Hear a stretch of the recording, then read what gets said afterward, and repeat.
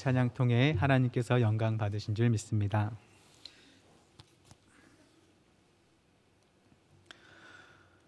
이 시간 이곳에서 또 각자의 자리에서 수요기도에 함께하는 모든 분들에게 주님의 평강이 함께하기를 축원합니다.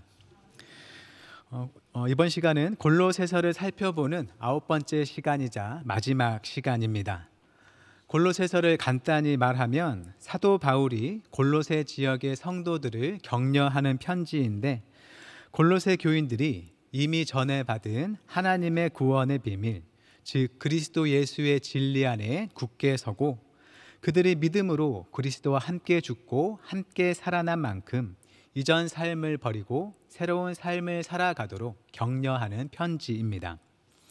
바울은 편지에서 골로새 교인들을 현혹하려는 거짓 교사들의 신비주의적인 가르침과 유대교 율법주의적인 가르침을 배격하고 주님의 사랑과 용서와 섬김의 관계 속에 살아가는 참 믿음의 삶을 제시해 주었습니다.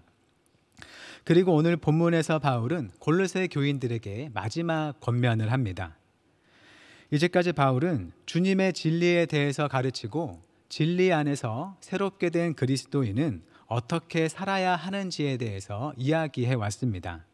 그리고 이제 마지막으로 기도와 일상의 삶 속에서의 선교에 관한 권면을 주고 있습니다. 먼저 2절이 이렇게 말합니다. 우리 함께 읽어보겠습니다. 시작. 기도를 계속하고 기도에 감사함으로 깨어 있으라. 아멘. 네, 2절의 기도에 대한 권면을 세 가지로 볼 수 있겠습니다. 첫째로 기도를 계속하라. 둘째로 감사의 기도를 드려라. 셋째로 감사의 기도로서 깨어 있으라 라고 볼 수 있겠습니다. 먼저 바울은 골로새 교인들이 기도를 계속하기를 권면합니다.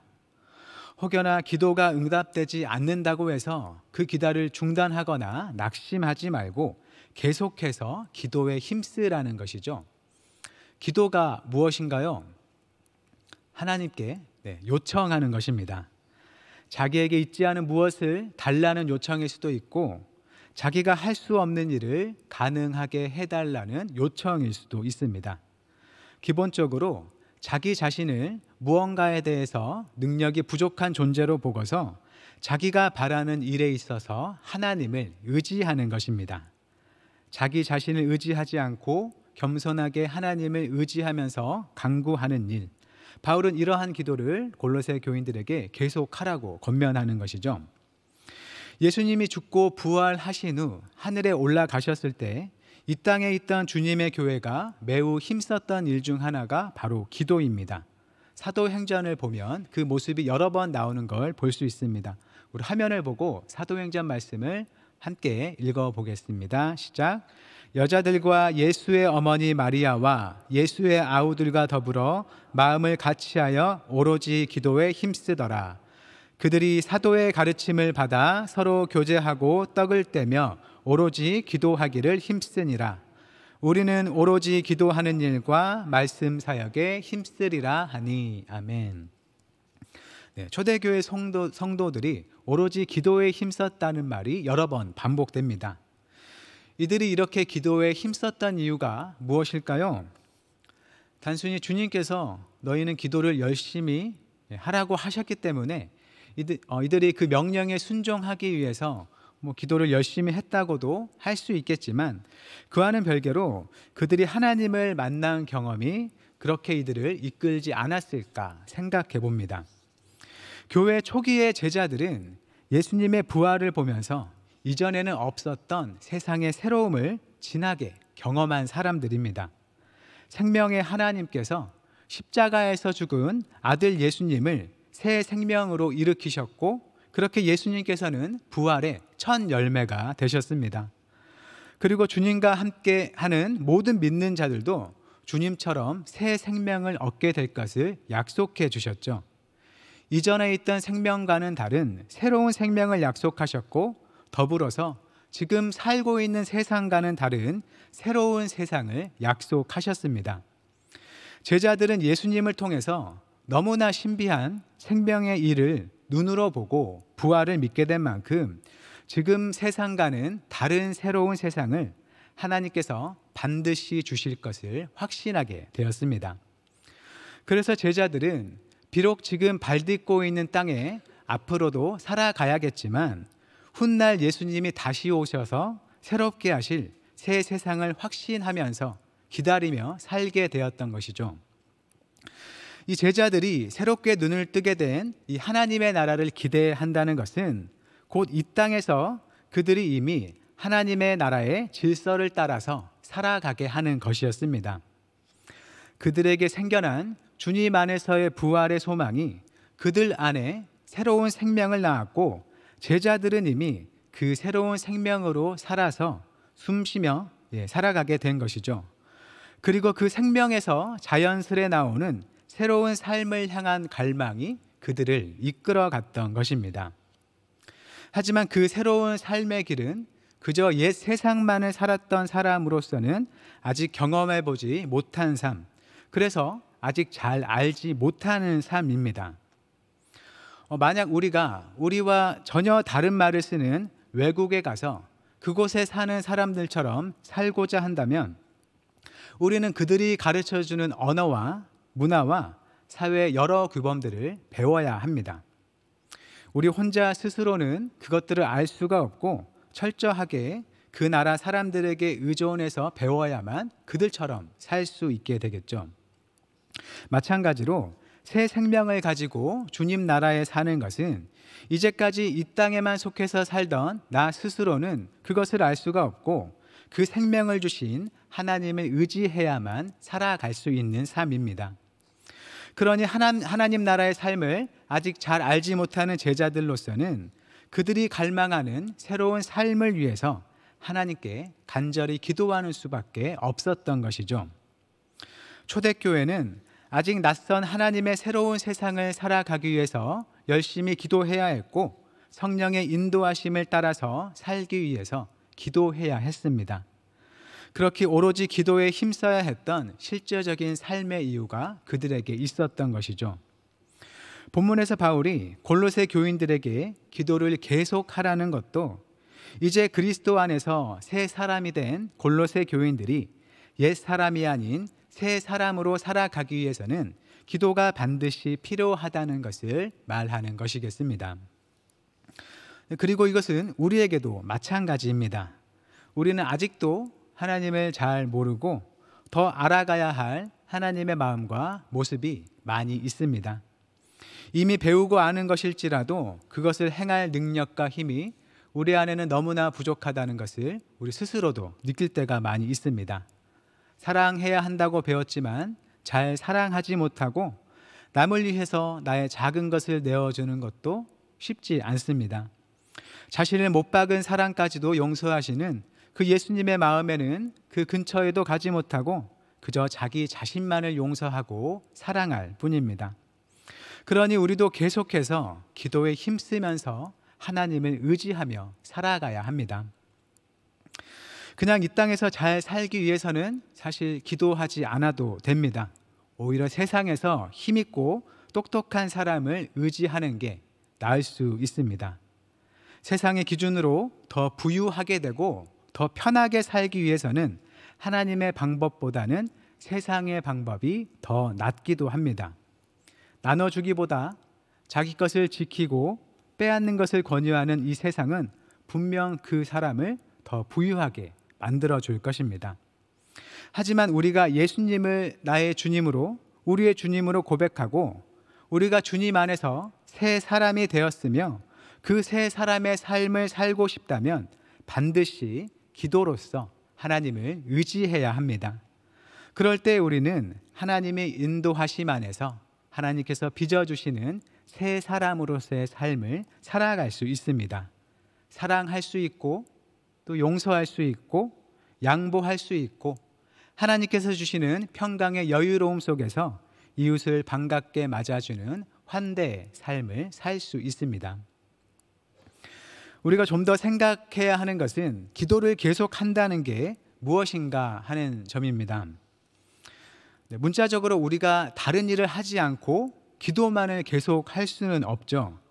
우리는 기도 외에도 또 중요한 다른 많은 일들이 있습니다. 우리가 보는 개역개정 성경은 기도를 계속하고라고 되어 있고, 새번역 성경은 기도에 힘을 쓰십시오라고 되어 있습니다.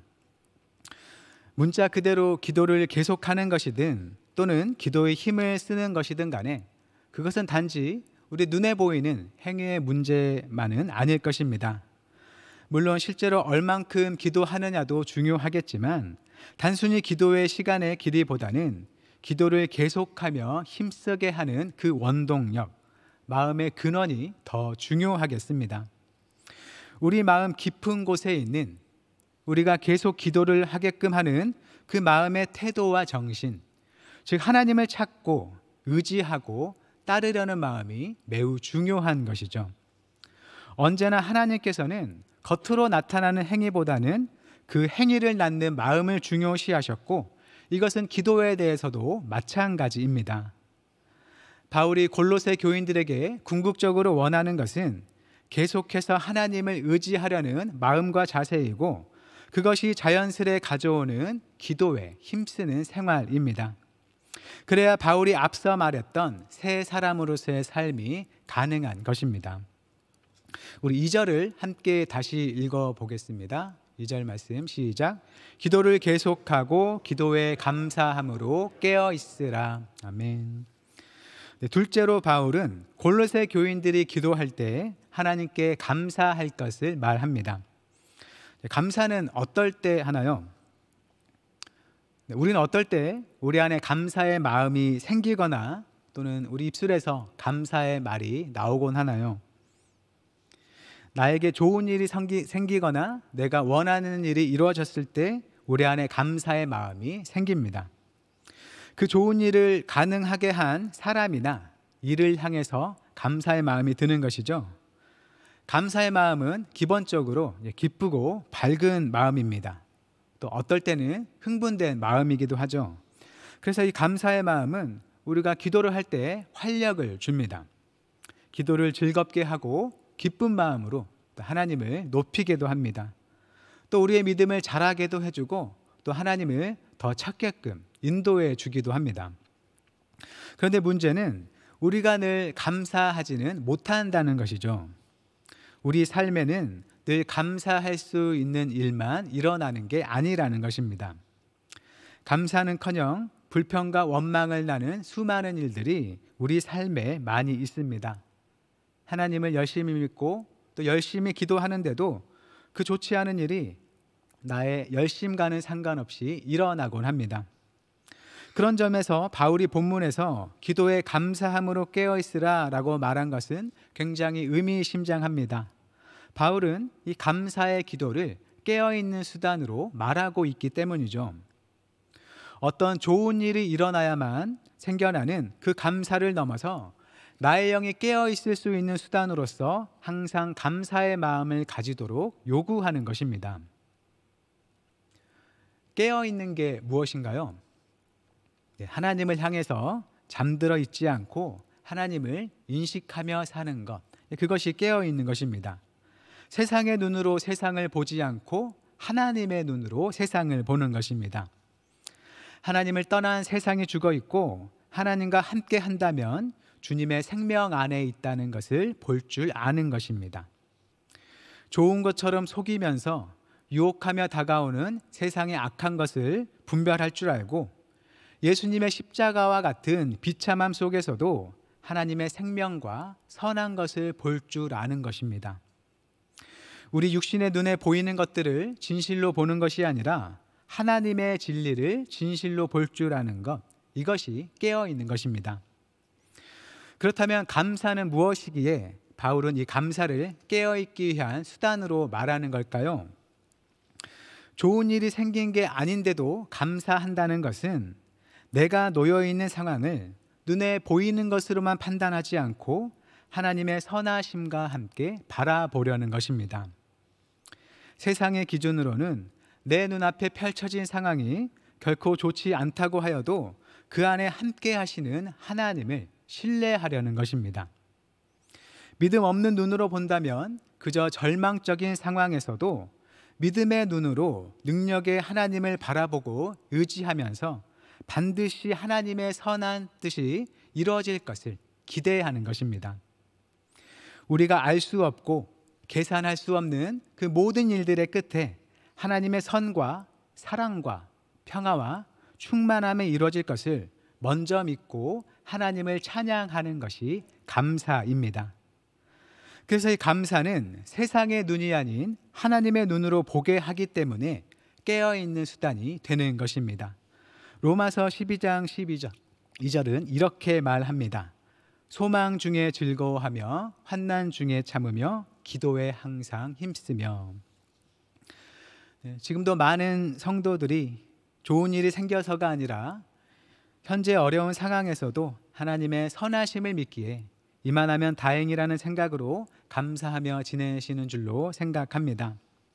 몸이 아프고 또 경제적 형편이 어렵고 관계의 불편함과 어려움은 여전히 해결되지 않고 있지만 그 속에서도 생명의 하나님, 능력의 하나님, 화평의 하나님을 붙잡고 있기 때문에 감사의 마음을 가질 수 있는 것이겠습니다.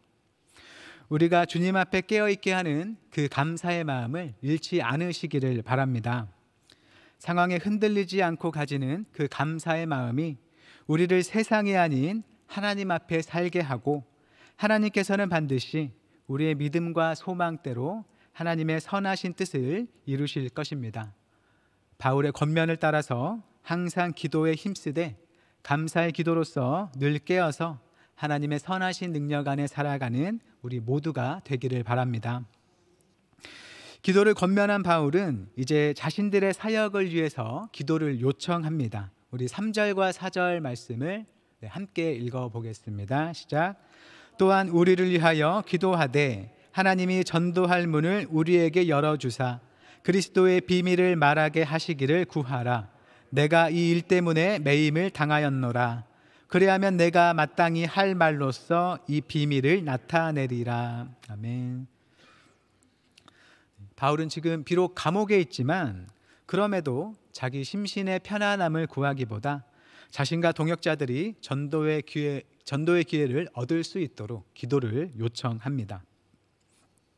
사람들을 자유로이 만날 수 없는 옥에 있는 상황에서도 전도를 계속하고자 하는 마음을 가진 것이죠. 바울 자신은 감옥에 갇혔지만 하나님의 복음은 결코 갇히지 않고 주님의 능력을 따라서 하나님의 목적인 구원 사역을 이룰 것을 믿기 때문입니다. 그는 지금 하나님 앞에 깨어서 자신의 상황을 보고 있는 것이죠. 그가 갇힌 것도 바로 복음 때문이고 하나님이 전도의 문을 열어주신다면 그는 어디에서든 복음을 전할 수 있다고 믿기 때문입니다. 우리는 빌립보서를 통해서 바울이 옥에 갇힌 일이 도리어 평소에는 만날 수 없었던 로마의 경비대에게 복음을 전하게 한 일을 볼 수 있습니다. 그렇게 바울은 어떤 것에도 매이지 않는 하나님의 복음의 능력을 믿기 때문에 환경 때문에 염려하지 않고 모든 상황에 주님의 복음이 전해지기를 구하고 있는 것입니다. 바울이 옥에 있으면서도 전도를 위해 기도를 부탁한 것은 전도의 열매가 자기에게 달려있지 않다고 여기는 바울의 겸손함을 보여줍니다. 만약 남보다 전도도 잘하고 또 교회도 잘 세우곤 하는 어떤 사람이 옥에 갇혀서 더 이상 활동을 할 수 없게 된다면 우리는 그를 통해서 이루어질 것으로 기대했던 복음의 많은 일들이 이제 중단된 것에 아마 안타까움을 느끼게 될 것입니다. 왜냐하면 능력은 하나님께 있다고 말은 하지만 누군가가 전도에 있어서 남들과 비교해서 더 많은 열매를 맺는다면 아마도 그에게는 남과는 다른 전도의 능력이 있다고 대부분 여길 것이기 때문입니다. 그런데 바울은 자신에 대해서 그런 생각을 하지 않았던 것이죠. 복음을 전하는 능력과 그 결과가 자신이 아닌 오직 하나님께 달려있기 때문에 자신이 갇힌 것은 결코 문제가 되지 않고 오직 하나님께서 이 상황에 대해서 어떻게 하실지를 관건으로 보고 있는 것입니다. 또한 바울은 자신에 비해 초신자들이라고 할 수 있는 이 골로새 교인들에게 기도 부탁을 함으로써 누군가 자신은 아직 부족해서 주님을 위해 할 수 있는 게 없다고 느낄 사람도 얼마든지 주님의 일에 참여할 수 있다는 것을 보여줍니다. 예수님의 사도라 여겨지는 사람이 자신에게 기도를 부탁한다면 어느 것 하나 할 줄 모르더라도 그저 선교를 위해서 기도하는 것만으로 하나님의 위대한 선교 사역에 동참할 수 있다는 것을 알게 될 것입니다. 그래서 우리는 선교사님들을 위해서 또 전도하는 사람들을 위해서 기도하는 것입니다. 선교사님들에게 필요한 여러 가지가 있을 텐데 그 중에서도 그분들에게 맡겨진 바 하나님의 구원의 비밀인 그리스도를 잘 전파하는 일을 위해서 기도하는 것이죠. 그 응답이 구체적으로 어떻게 나타날지는 잘 알지 못하지만 하나님께서는 믿는 자의 기도를 들으시고 응답하실 것을 믿기 때문에 선교 사역에 기도를 통해서 참여하는 것입니다. 이제 사도 바울의 마지막 권면입니다. 5절 말씀 함께 읽어보겠습니다. 시작. 외인에게 대해서는 지혜로 행하여 세월을 아끼라. 아멘. 바울은 마지막으로 골로새의 교인들이 외부 사람들, 즉 교회 공동체 밖에 믿지 않는 사람들에 대해서 어떤 자세로 대하며 살아가야 하는지를 말합니다. 지혜로 행하여 세월을 아끼라 라고 말을 하죠. 새번역 성경은 이 같은 말을 외부 사람들에게는 지혜롭게 대하고 기회를 선용하십시오 라고 번역했습니다. 사실 우리가 누구를 대하든 지혜롭게 대해야겠지만 특히 비신자들에 대해서 더 지혜롭게 대하고 기회를 잘 살릴 것을 말하는 겁니다. 이 기회는 어떤 기회일까요? 우리가 보는 성경에서 세월이라고 번역된 말은 원어로는 카이로스라는 말인데 그냥 흘러가는 시간을 가리키는 크로노스와는 다르게 이 카이로스는 적절한 때, 한정된 얼마간의 좋은 시간을 의미합니다. 그러니까 기회라고 말할 수 있는 때이겠죠. 그래서 이 본문의 맥락에서 이 기회는 아마도 전도의 기회를 말하는 것으로 우리가 볼 수 있습니다. 믿지 않는 사람들은 믿는 사람들과는 다르게 세상을 바라보기 때문에 우리는 그들의 시선을 고려하면서 지혜롭게 말하고 행동해야 한다는 것이죠.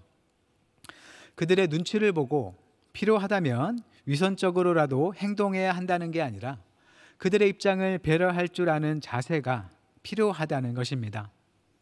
나의 신앙적인 신념 때문에 무조건적으로 나의 생각을 강요하는 식으로 접근해서는 안 된다는 것이죠.